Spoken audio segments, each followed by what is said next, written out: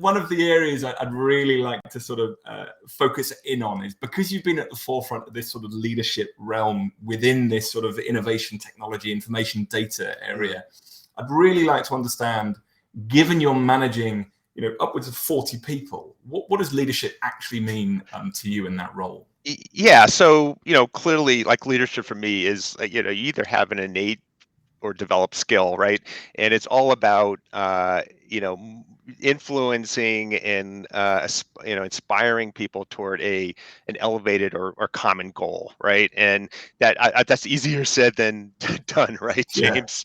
Yeah. And the way I think I mentioned to you, like, I do this talk series that I've been doing for about 8 years to young professionals in IT, and it really talks about your leadership journey, like this journey that you start. I personally think it starts in your childhood. You think about the things that are part of your DNA, that you bring out of your childhood. I know I was a pleaser, right? I want to please. That's customer service. That's just who I am, right? I was analytical from really early on about, I'm in the context of North America baseball, and I literally geeked out, and I can kind of look at that, right? But then you move on in your career, and you have these people enter your life at these seminal moments in your life, who are mentors, who influence and inform you about, and imbibe you about skills or context or behaviors, that last a whole lifetime. And I had some very early career people who came into, again, intervened and changed the course of my career. And then you get into your 30s. I happen to be in my 30s, where you develop your own style. You take on responsibility for developing your own style. So seeing the forest for the trees, and bringing context, and at some point in that journey, you become a heavy.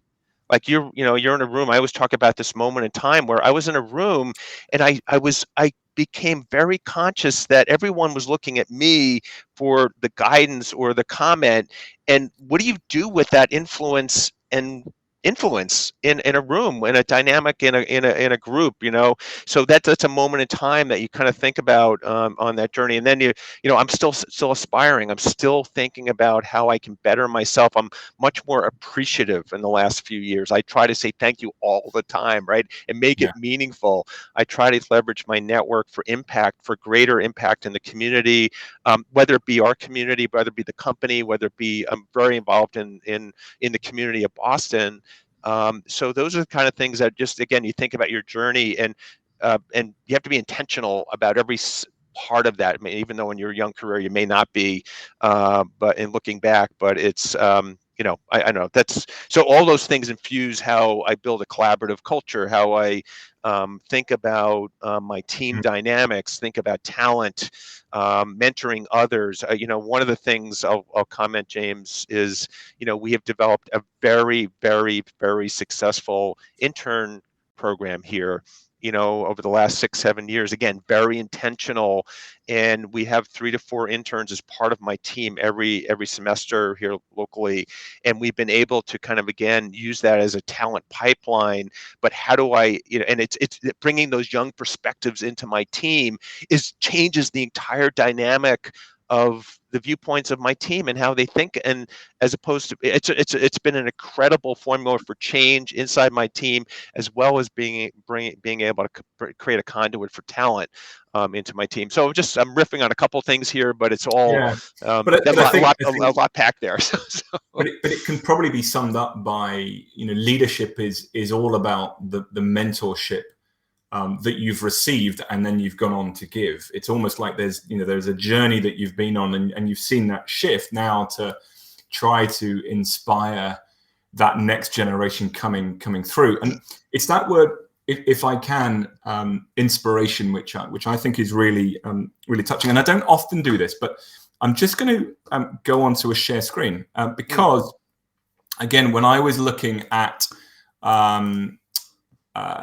your, obviously, websites and doing all of my research, I was really impressed by, what you're now saying is essentially what BXP is sort of tarping on about on the website when it comes to the culture of leadership. And yes, I really like this summation, which is, right at the top of everything that you stand for.